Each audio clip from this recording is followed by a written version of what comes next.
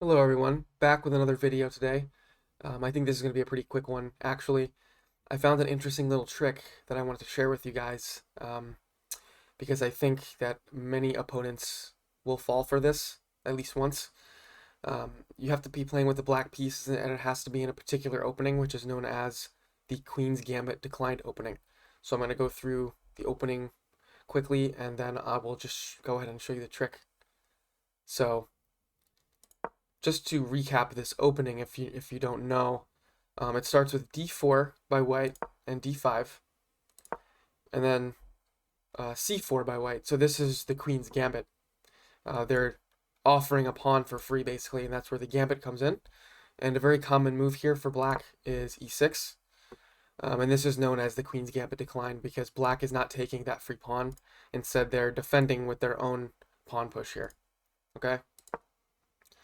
And very common move for white, knight to c3. Getting the knight behind the pawns. And you can see here that they're attacking this d5 pawn twice. And very common reply, knight f6 for black. Again, we have two defenders here. So, white could see this knight here on f6, and they could play bishop to g5, pinning this knight.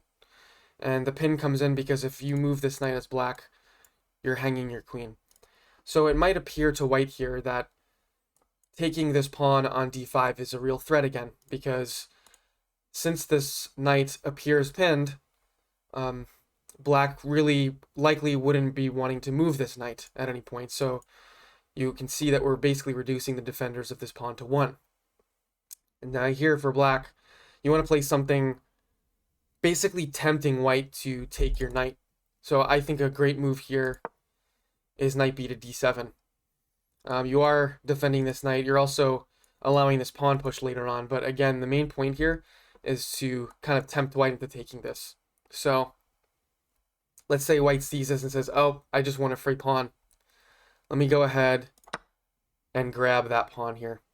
So black's going to recapture with the pawn. And now white, seeing the pin, is going to take the pawn with their knight. So I want you guys to pause the video here and see if you can figure out the moves for black that will lead to a good position. So pause the video and think about it for a few seconds.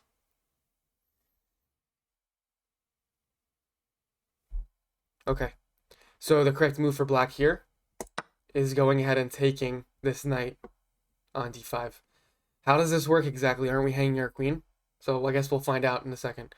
So after this move, I think very naturally white is just going to go ahead and take our queen and think that they've just won the game.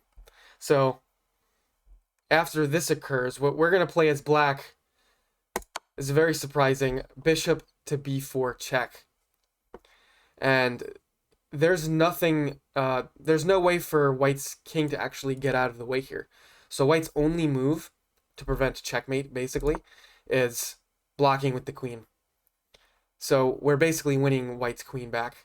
So after the queen blocks, we're going to go ahead and take the queen. And again, we're checking the king again. So the king has got to come and capture our bishop. And then we just gobble up the bishop with our king. And now we're basically up a knight. So I think it's a cute little trick that many opponents are going to fall for at least once.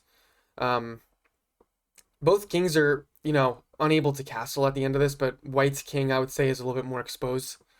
And if I was black here, I would probably play knight to one of these two squares, freeing up the bishop, or maybe immediately just bringing this rook into the game with rook e8, and we're up a piece and we're looking good. So I just wanted to share that with you guys. Hope you enjoyed it, and I'll see you next time.